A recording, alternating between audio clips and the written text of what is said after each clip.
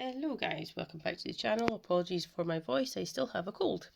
So these were the ballerinas and this week is males, as I said.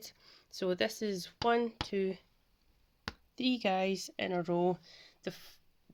I would say the first one was a little bit too muscular considering he's a ballerina. Mind you, ballerinas are really muscly, but I just felt he was just slightly too wide.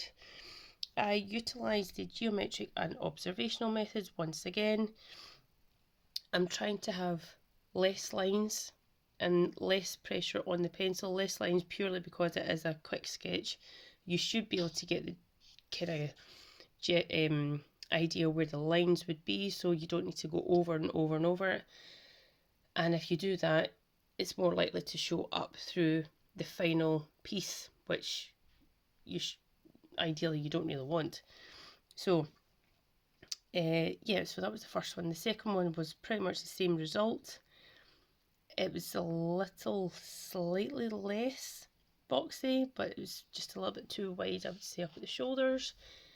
Again, less pencil lines. As you can see, I usually would go round and round, so I'm trying to utilise less pencils, less lines.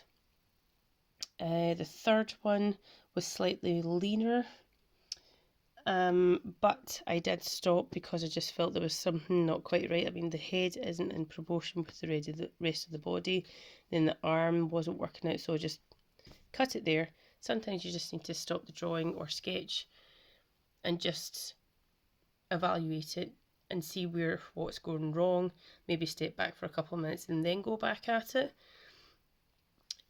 That's what I've had to do this morning, just realising that some things just weren't working out.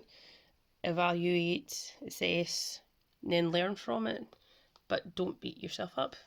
So yeah, stick with it guys. Drop me a comment and let me know what you think, and I shall see you next time. Bye.